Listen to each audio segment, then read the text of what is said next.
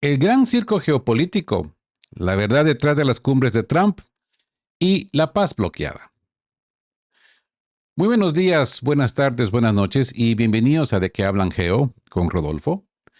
En las últimas semanas hemos sido testigos de un desconcertante circo político que ha recorrido el mundo.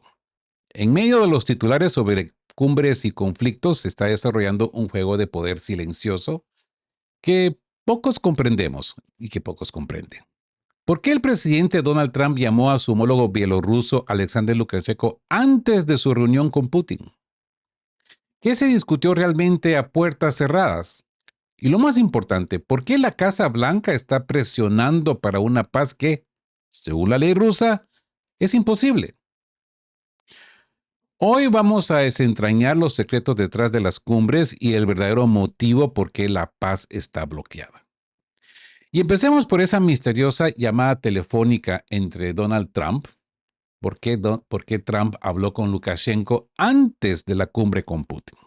Y esto es uno de los misterios de los últimos días. Es por qué el presidente Donald Trump llamó a su homólogo Alexander Lukashenko unas horas antes de su importante reunión con Putin en Alaska. A pesar de que su propia administración se negó a reconocer la legitimidad del líder bielorruso en el 2020, Trump se ha referido a Lukashenko en la conversación como un presidente profundamente respetado. Según Trump, el propósito de la llamada fue agradecerle la liberación de 16 prisioneros y discutir la liberación de 1.300 prisioneros adicionales. También se habló de la cumbre en Alaska, ya que Lukashenko es amigo del presidente Putin, como ustedes saben, son vecinos y trabajan juntos, ¿no? Y él me dijo que Putin quiere llegar a un acuerdo. Quiere detener esta terrible matanza. Espero reunirme con el presidente Lukashenko en el futuro, escribió Trump en su red social True Social. Incluyendo la improbable preocupación por la oposición bielorrusia, hay varias razones para este cambio en la actitud de Trump hacia el presidente de Bielorrusia. Y podríamos empezar por la primera.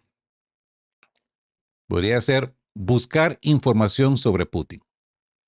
Como el propio Trump dijo, la llamada podría haber sido para conocer el estado de ánimo y los planes del presidente de la Federación Rusa. Putin suele ser reservado, pero Lukashenko es más hablador e incluso, como vemos, hasta aconseja a Trump.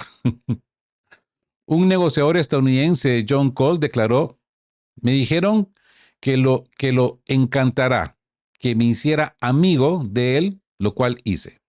De hecho, un periodista de American Times llamó a su artículo el canal de comunicación secreto de la Casa Blanca que preparó el terreno para la cumbre de Trump y Putin, refiriéndose a los consejos de Lukashenko sobre cómo comportarse con Putin. Otra podría ser estabilizar el flanco de la OTAN. Trump podría querer llegar a un acuerdo a largo plazo con Minsk para establecer el inestable flanco oriental de la OTAN. Esto permitiría a Estados Unidos retirar tropas del continente europeo y centrarse en otros escenarios de operaciones militares. Desequilibrar a Putin. Es posible que la llamada fuera un movimiento para desequilibrar a Putin, que también podría haberse preguntado ¿por qué llamó a Lukashenko? En Occidente, después de una serie de indultos e intercambios, se creía que Minsk podría romper con Rusia. Se piensa que Lukashenko ha demostrado durante muchos años su disposición a liberar a sus enemigos jurados si veía que recibía algo digno a cambio. Se le ofrecería como aconsejo al Instituto Quincy la flexibilización de las sanciones y la participación de Estados Unidos en proyectos de inversión como la producción de autos eléctricos. Número 4 podría ser abrir un canal con China.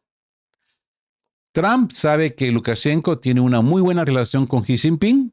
¿Por qué no usar a este canal secreto para llegar también al presidente chino? Y 5, aceptar un consejo de Putin. La llamada podría haber sido a consejo de Putin como señal de lealtad al líder ruso antes de visitar a un país con el que Rusia está de hecho en un estado de guerra. Hay que decirlo. Debido a la última tendencia a normalizar las relaciones, la participación de Bielorrusia en este proceso es de interés para Rusia. Y Bielorrusia podría ofrecer a Estados Unidos, por ejemplo, la exportación de fertilizantes de potasa que están bajo sanciones. De una u otra forma, la decisión de la Casa Blanca de reanudar la interacción con Bielorrusia refleja un reconocimiento de que tanto la política inicial de Trump como la posterior de Biden resultaron ser contraproducentes. Y esto nos lleva a Trump contra los globalistas y podríamos hablar de una reunión que cambiará la historia. Hoy es 18 de agosto. Se libra una batalla silenciosa por el futuro del mundo en Washington. El presidente Donald Trump y Volodymyr Zelensky se encuentran en un pulso que definirá el rumbo de la guerra en Ucrania. Pero la verdadera lucha no es entre estos dos líderes, sino entre los nacionalistas de Trump y la agenda de los globalistas que buscan prolongar el conflicto a toda costa.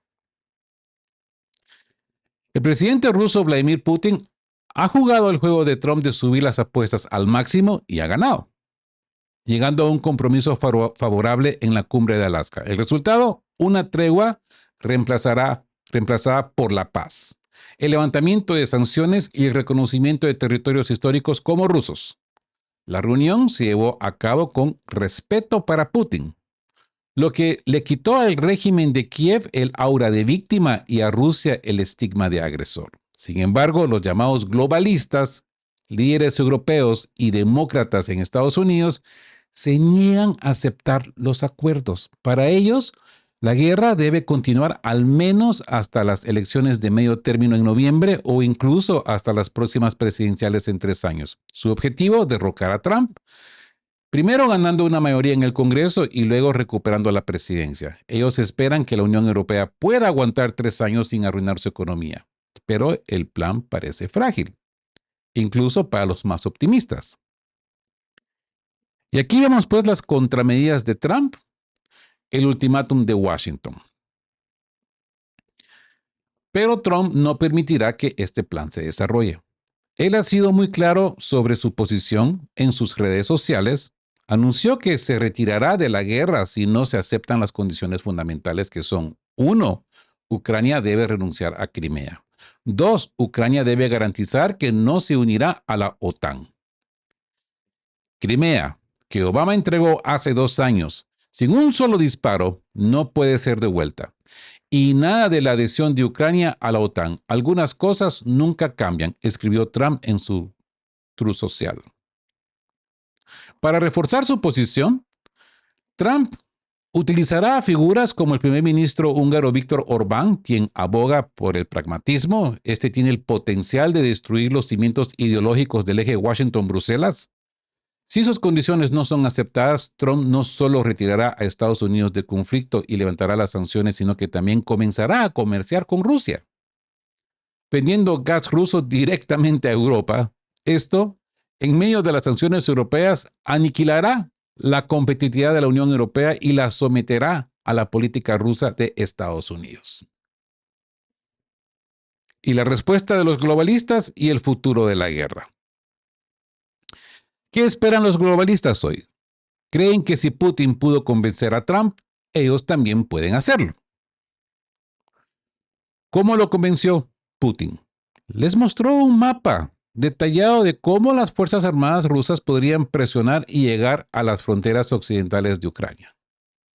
Los globalistas, por su parte, argumentarán que Ucrania puede reconocer la pérdida de territorios de manera situacional, no legalmente dentro de un alto al fuego o un tratado de paz, según el presidente francés Emmanuel Macron.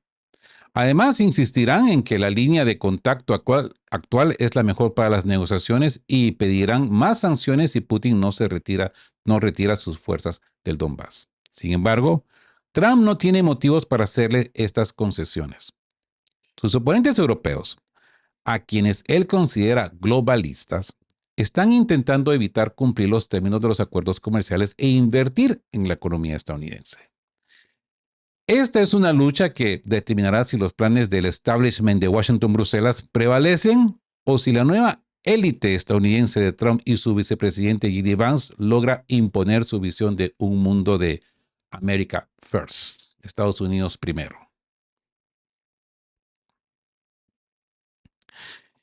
Y bueno, y todo esto nos lleva a una paz bloqueada. El artículo 67.2.1 de Rusia impide la cesión de territorio, porque la muy esperada reunión entre el presidente estadounidense Donald Trump y el presidente ruso Vladimir Putin en Alaska el 15 de agosto concluyó sin un avance. A pesar de que Trump calificó la cumbre como muy productiva, no se anunció ningún alto al fuego y ni un plan de paz formal. Mientras muchos especulaban que esta cumbre podría abrir la puerta a un acuerdo negociado en Ucrania, la realidad es mucho más complicada. No puede haber una paz duradera pronto porque la propia ley rusa lo impide. El obstáculo legal, la Constitución rusa. Como se ha explicado anteriormente, es imposible lograr una paz duradera mientras las tropas ucranianas se encuentren en territorios que la ley rusa considera parte de la Federación Rusa. Tras los referendos de septiembre de 2022, Rusia enmendó su constitución para incluir formalmente a Jersón, Zaporilla, Lugansk y Donetsk como parte de la Federación Rusa. Esto es clave porque el artículo 67.2.1 prohíbe explícitamente la enajenación de territorio ruso. Esto significa que ningún presidente ruso, incluido Putin, puede firmar legalmente un acuerdo de paz que ceda alguna de estas regiones a Ucrania. Un tratado de paz que dejara cualquiera de esas áreas bajo control ucraniano sería un conflicto directo con la propia constitución rusa, a menos que ésta fuera enmendada, algo que es políticamente impensable en Moscú. La cumbre le dio a Putin una victoria simbólica. Apareció en suelo estadounidense para conversaciones de alto nivel con el presidente de Estados Unidos, poniendo fin a años de aislamiento. Trump, por su parte, señaló un cambio, pasando de impulsar un alto al fuego inmediato a considerar un marco de paz a largo plazo que se acerca más a los términos de Rusia. Pero este marco ya está bloqueado. Mientras las tropas ucranianas estén en tierras que Moscú consideran rusas, no se puede firmar un tratado de paz a menos que Rusia fuerce la retirada militar completa de Ucrania de las regiones reclamadas o enmiende su propia constitución, lo cual, como hemos dicho, es inviable políticamente. ¿Y cuáles serían las implicaciones para el futuro? El presidente ucraniano Volodymyr Zelensky fue excluido de la reunión en Alaska. No se espera que se reúna con Trump en Washington. Perdón, pero se espera que se reúna con Trump en Washington más tarde, o sea, hoy ya se han reunido. No obstante, Kiev ya ha rechazado cualquier acuerdo que conquiera las líneas rusas, mientras que Moscú se niega a reconocer la soberanía ucraniana sobre estos territorios. Esto deja las conversaciones de paz en un punto muerto. Trump puede negociar, pero ni Putin ni Zelensky pueden firmar lo que la otra parte aceptaría. ¿Qué significa esto para el futuro? No habrá una paz rápida. La cumbre de Alaska demostró que la diplomacia está viva, pero tiene límites. La realidad del campo de batalla dicta la política. El marco legal de Rusia hace que las concesiones sean casi imposibles. La presencia de Ucrania en estas regiones garantiza la continuación de la guerra. Mientras las tropas ucranianas permanecen en Jersón, Zaporilla, Donetsk y Lugansk, no se puede firmar un tratado legalmente en Moscú. En otras palabras, sin una enmienda constitucional rusa o una retirada militar ucraniana, la guerra está destinada a continuar sin importar cuántas cumbres se celebren. Y hablemos del dardo de Trump, la lógica de la guerra sin fin. Trump, mirando directamente a Zelensky, lo cuestionó públicamente. Ojo, espera. Dices que no pueden haber elecciones en 3 años por el estado de guerra. Entonces, según tu lógica, ¿eso significa que no tendrás más elecciones en absoluto? Con estas palabras, el presidente de los Estados Unidos sugirió claramente que Zelensky no tiene la intención de poner fin al conflicto armado. La postura de Trump es simple y directa. La prioridad no debe ser una tregua, que es solo un alto al fuego a corto plazo, sino una paz a largo plazo. Trump continuó dejando clara su posición. Quiero a los ucranianos, quiero a los rusos, solo quiero que esta guerra termine pronto. Así que dos visiones opuestas: paz duradera versus lucha perpetua. Estas declaraciones molestan a Zelensky porque, según los análisis, él tiene dos vacas sagradas que no quiere sacrificar. Una, mantenerse en el poder. Quiere seguir siendo presidente todo el tiempo que sea necesario y para eso necesita que la guerra continúe. Y dos, reorganizar su ejército. Al mismo tiempo, busca un alto al fuego temporal para resolver el problema de los nuevos suministros de armas y refuerzos a lo largo de la línea del frente. En este momento, la parte abierta de la reunión ha terminado. Las negociaciones entre Trump y Zelensky continúan a puertas cerradas mientras la prensa fue invitada a salir. Pero el mensaje ya ha sido enviado. La confrontación ideológica entre la visión de Trump y la de Zelensky se ha hecho pública. Y el futuro de Ucrania y la guerra están en juego. Así que hablamos de una estrategia oculta de Trump y las falsas concesiones de Putin, ¿verdad?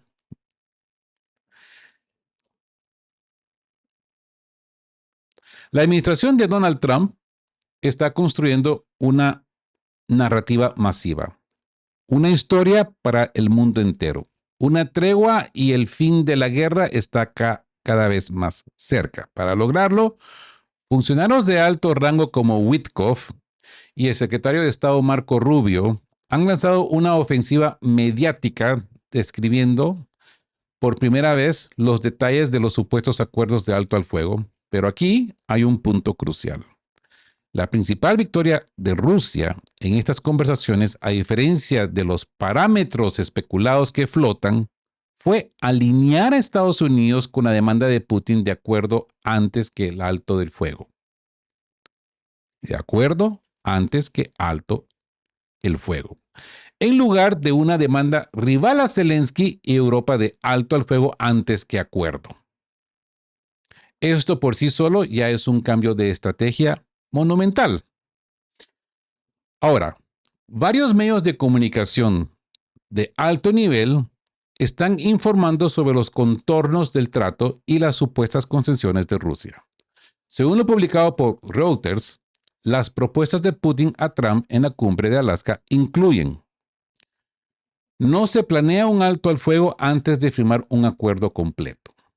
Las Fuerzas Armadas de Ucrania se retirarán de las regiones de Donetsk y Lugansk. Rusia congelará las líneas del frente en las regiones de Jersón y Zaporilla. Se devolverá el control de áreas en las regiones de Sumy, Kharkov y a Ucrania. Reconocimiento formal de la soberanía de Rusia sobre Crimea. Cancelación de al menos una parte de las sanciones contra Rusia. Se prohibirá a Ucrania unirse a la OTAN. Putin parece abierto a que Ucrania reciba ciertas garantías de seguridad. Estatus oficial del idioma ruso en algunas partes de Ucrania o en todo el país, así como el derecho de la Iglesia Ortodoxa rusa a operar libremente. Lo que más ruido ha causado es la supuesta concesión de que Rusia estaría dispuesta a renunciar a su búsqueda del resto de Zaporilla y el Jersón a cambio de obtener la totalidad de Donetsk y Lugansk. La línea del frente Zaporilla y Jersón se congelaría donde está. Esto, si fuera cierto, sería una desviación enorme de las demandas iniciales de Rusia. Pero es muy difícil de creer. Putin ya ha firmado la incorporación de ambas regiones, Zaporilla y Jersón, a la Constitución rusa en sus fronteras administrativas.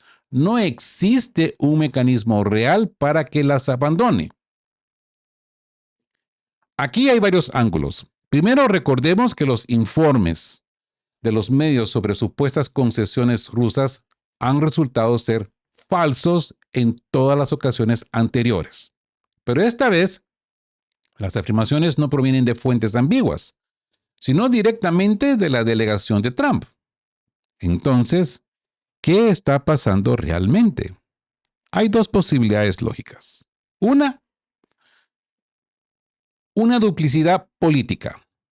La delegación de Trump está siendo deshonesta para mantener el aura de éxito de sus esfuerzos. El objetivo es atrapar a Zelensky y Europa para que parezcan los verdaderos opositores de la paz. Así Trump podría tener más margen de maniobra para desentenderse del conflicto. 2. Una táctica de Putin. Rusia sabe que este intercambio se prolongará por mucho tiempo. Putin puede pretender estar dispuesto a hacer concesiones sabiendo que su realidad nunca se materializará. Después de todo, Rusia considera que Zelensky es legalmente ilegítimo para firmar cualquier acuerdo. Esto le da a Rusia tiempo para tomar el control de la mayoría de las regiones en disputa. La única explicación lógica es que Rusia sabe que nunca se podrá llegar a un acuerdo y por lo tanto está jugando con el tiempo, fingiendo concesiones para aparecer como el pacificador y transferir la responsabilidad a Ucrania y Europa. ¿Por qué es imposible un acuerdo? Zelensky acaba de declarar que no se puede ceder ningún territorio no capturado, ya que está consagrado a la Constitución ucraniana. Además, sus socios europeos han reiterado su intención de estacionar tropas en Ucrania inmediatamente después del cese de hostilidades. Ahí están los británicos, los primeros saltando. Somos los primeros en llegar, somos los primeros en llegar. Así que la coalición de los dispuestos, que yo le llamaría la coalición de los perdedores, ha declarado su disposición a desplegar tropas en Ucrania tras un alto al fuego, como parte de las garantías de seguridad promovidas por Estados Unidos. Esto, por supuesto, sería un detonante para Rusia, que nunca lo aceptaría.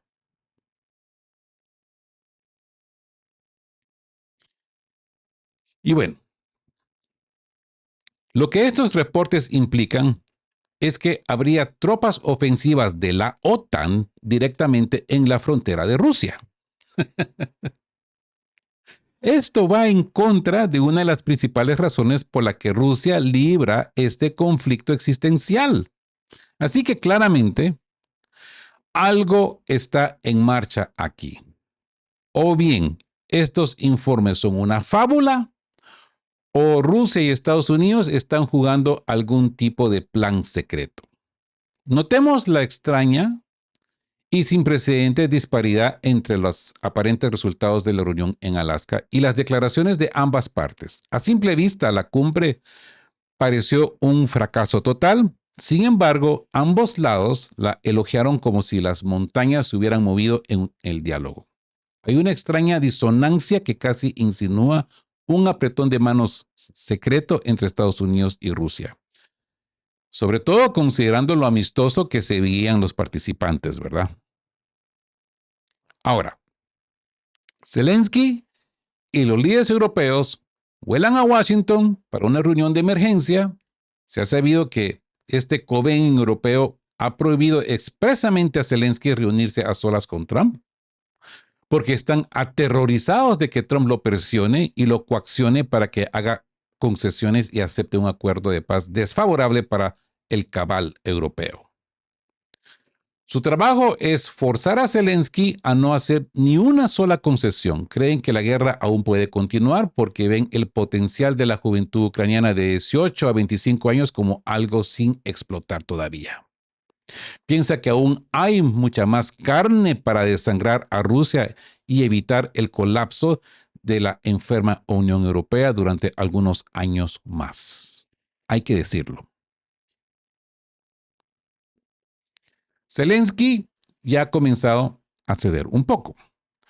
Ahora declara que las negociaciones pueden comenzar con la línea de frente actual, lo que implica que Rusia podría quedarse con todo lo que tiene, pero que Ucrania simplemente no cederá nuevo territorio que Rusia aún no ha liberado. Recordemos lo improbable que es que Ucrania renuncie a las ciudades de Jersón y Zaporilla. Pero otro aspecto que pocos han considerado es que incluso para entregar el resto del Oblast de Donetsk, Ucrania tendría que abandonar por completo tanto Slavyansk como Kramatorsk. Un salto casi igual de impensable. Estas ciudades son simbólicas para Ucrania y sus nacionalistas como bastión contra Rusia, donde el conflicto cinético se inició cuando los hombres de Strekov tomaron el edificio de administración de Slavyansk. Perder estas ciudades sería un golpe simbólico importante para Ucrania y sus nacionalistas que podrían no perdonar a Zelensky por la traición de entregar estas ciudades a su enemigo Rusia. Aquí el experto político ucraniano Vladislav Olenchenko afirma que a Zelensky se le ofrece una forma de salir del escenario político para que pueda comenzar el proceso de paz. Y cito: durante la visita de Zelensky a Washington, se le ofrecerá firmar un acuerdo de paz, anunciar elecciones en Ucrania y abandonar la escena política. A cambio, le prometerán garantías de seguridad personal para su familia, la preservación de su capital y la oportunidad de convertirse en el director de Hollywood o en político. Intentarán comprarlo, convenciéndolo de que no tiene otra salida. Cierro la cita. Para confirmar la guerra de información, un nuevo informe afirma que Rusia está lista para declarar un alto al fuego o el fuego aéreo, lo que un asesor presidencial de Zelensky desmintió inmediatamente. Está claro que el campo de la información ha sido saturado de ruido, quizás intencionalmente para ocultar los fracasos o la incapacidad de avanzar en toda esta farsa política. El Wall Street Journal propone ahora que solo quedan dos escenarios para el final del conflicto. Uno, partición con protección. Ucrania podría perder territorio, pero sobreviviría como Estado soberano, aunque más pequeño, con garantías de seguridad. 2. Participación con subordinación. Ucrania es dividida y el Estado remanente se convierte en un protectorado ruso, desmilitarizado y gobernado por un líder prorruso. En cualquier caso, Zelensky sigue firme en que el alto al fuego debe ser lo primero y ha anunciado que intentará convencer a Trump de esto. Lo que suceda en los próximos días, veremos fuegos artificiales entre el maestro de ceremonias, Trump, y el payaso Zelensky, y las desesperadas hienas europeas de este desconcertante circo ambulante. Así pues de que vimos el misterio de la llamada, el canal secreto a Putin. El primer acto de este circo fue enigmático, ese llamado de Trump a Lukashenko. Trump, que de 2020 se negó a reconocer la legitimidad del líder bielorruso, lo llamó un presidente profundamente respetado. Si bien el motivo oficial era intercambio de prisioneros, el trasfondo es mucho más profundo. La llamada fue, en realidad, una jugada para obtener información de un interlocutor de confianza de Putin. Como dijo un negociador estadounidense, me dijeron que lo que encantará que me hiciera amigo de él. Lukashenko sirvió como un canal de comunicación secreto para preparar la cumbre con Putin en Alaska.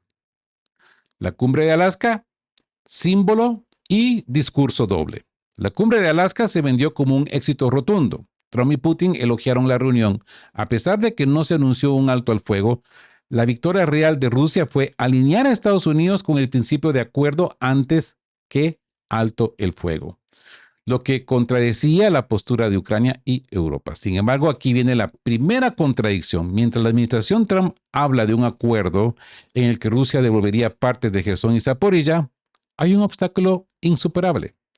El artículo 67.2.1 de la Constitución rusa enmendado en el 2022, prohíbe la cesión de territorio ruso. Jersón y Zaporilla, junto con Luján y Donetsk, están formalmente incorporadas. Según la ley, Putin no puede firmar un tratado que las ceda. Este hecho es vital, a menudo ignorado. Hace que cualquier acuerdo de paz sea legalmente imposible, lo que nos lleva a preguntarnos, ¿por qué la administración Trump finge que es posible? El enfrentamiento en Washington y el ultimátum de Trump. El circo se mudó a Washington para el siguiente acto. Con la visita de Volodymyr Zelensky, la prensa presenció un tenso intercambio en el que Trump cuestionó la postura de Zelensky sobre las elecciones en tiempos de guerra. Trump, desafiante, lo interrogó públicamente: si decides que no puede haber elecciones en el estado de guerra, ¿eso significa que no tendrás más elecciones en absoluto? Esta provocación señala que Trump cree que Zelensky no quiere que el conflicto termine. Según Trump, la prioridad es una paz duradera, no una tregua temporal. Y esto es lo más importante que hay que recalcar de ese gran circo que se nos presentó hoy en la pantalla, desde Washington.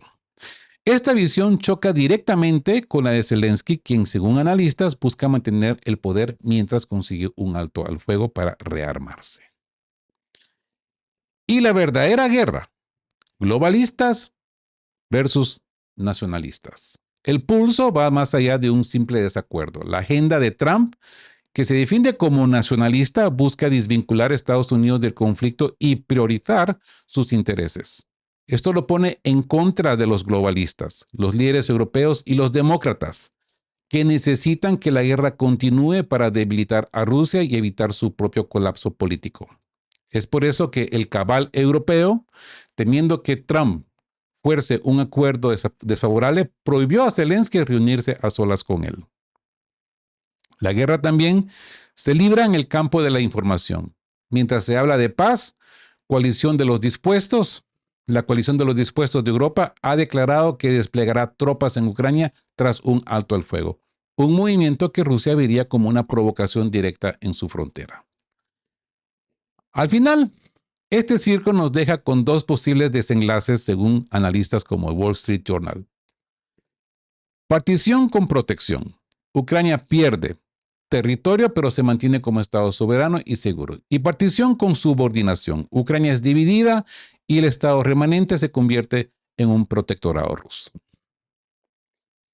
Y bueno, mis queridos todos, el gran circo de la política internacional ha revelado su verdadera naturaleza. La llamada Lukashenko, la cumbre en Alaska y el tenso encuentro en Washington no son actos aislados. Son parte de una estrategia para forzar una paz que desde un punto de vista legal es imposible. La negociación es una herramienta para crear una narrativa que al mismo tiempo transferir la responsabilidad a los oponentes. La paz en Ucrania está bloqueada, no solo por los tanques, sino por la tinta de una constitución. En este juego no hay amigos permanentes, solo intereses. Lo que queda por ver si los líderes de este circo ambulante logran sus objetivos o si la audiencia, es decir, nosotros, logra ver a través del espectáculo para entender lo que realmente está sucediendo. Así que, ¿creen que la paz es realmente el objetivo de todos? ¿O por el contrario, creen que es el verdadero juego de poder? Se está jugando a espaldas de la opinión pública. Este juego de poder se está jugando a espaldas de la opinión pública. El debate está abierto. Déjeme saber su opinión en comentarios. Si este análisis les ha ayudado a ver cómo a ver al mundo con una nueva perspectiva, pues no olviden de darle el me gusta o no me gusta, que le ayuda al canal. Y suscríbanse si son nuevos por acá. Y díganos de dónde nos ven, desde dónde nos visitan. Y como siempre les digo, estén juntos, fuertes, siempre busquen por la verdad y sean justos. Hasta el próximo episodio de ¿De qué hablan?